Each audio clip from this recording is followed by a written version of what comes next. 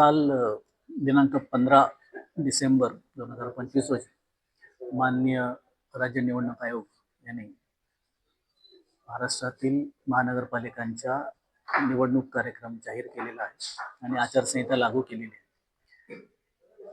त्याप्रमाणे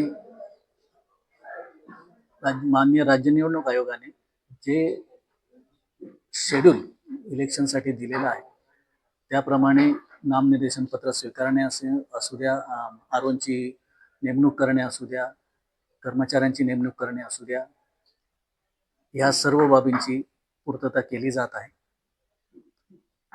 त्यानंतर जी पथके निवडणुकीच्या दृष्टीने महत्त्वाची आहेत त्याची पण नेमणुका केल्या जात आहेत.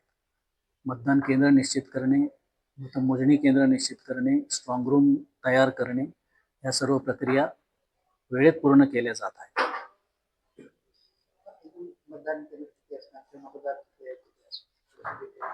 परभणी महानगरपालिकेत एकूण मतदारसंख्या 2,61,239 एवढी आहे. त्यामध्ये मतदान केंद्रांची संख्या ही 343 एवढी आहे.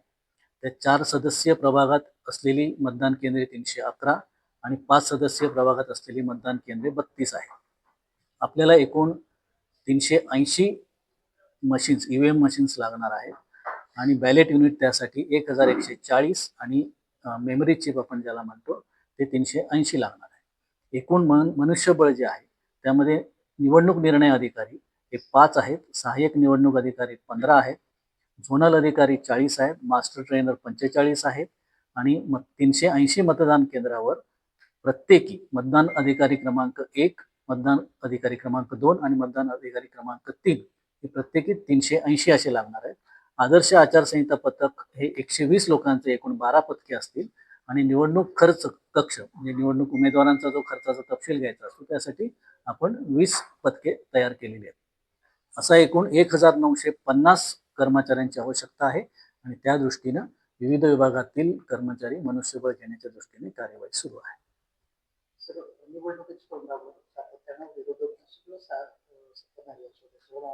शहराची पूर्ण बदल अवस्था जी आहे प्रशासक 2-2.5 वर्षापासून प्रशासक आहे. आता जर शहराची अवस्था बघितली तर असेल खूप वाईट आहे. नेमकी काय कारण आहे? ही गोष्ट खरी आहे की निवडणुका न झाल्यामुळे गेल्या 2.5-3 वर्षापासून प्रशासनाचं म्हणजे प्रशासक होते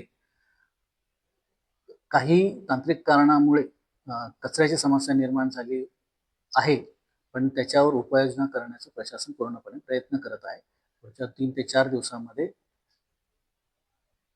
परभणी शहर पूर्वस्थितीवर आणण्याचा प्रशासनाचा मानस आहे. त्यांचे काही देयकाचा इश्यू होता. देयक प्रलंबित असल्यामुळे त्यांच्या कर्मचाऱ्यांनी काही काम बंद केलं होतं. त्याच्यामुळे हा प्रकार निर्माण झालेला आहे. पण त्यातून आपण 3 ते 4 दिवसामध्ये पूर्वस्थितीला आणण्याचा प्रयत्न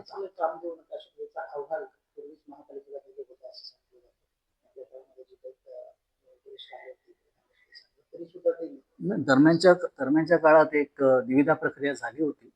ती निविदा प्रक्रिया माननीय न्यायालयामध्ये चॅलेंज केली गेली असल्याने तो प्रकार तिथे थांबला होता. त्यामुळे त्या एजन्सीलाच आपण कंटिन्यू केलं होतं.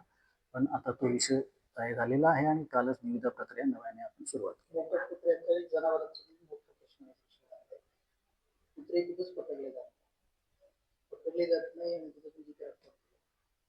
आपल्याकडे एक सेंटर कुत्रे निर्विजीकरणाचं आहे, पण सध्या त्याचं काम थोडंसं स्लो डाऊन झालेलं आहे. काही तक्रारी आपल्याला प्राप्त होत आहेत. त्याच्यावर निश्चितपणे कारवाई केली जाईल. एजन्सी आहे सध्या त्याचं काम थोडंसं स्लो झालेलं आहे. त्यांच्याकडे मनुष्यबळाची कमतरता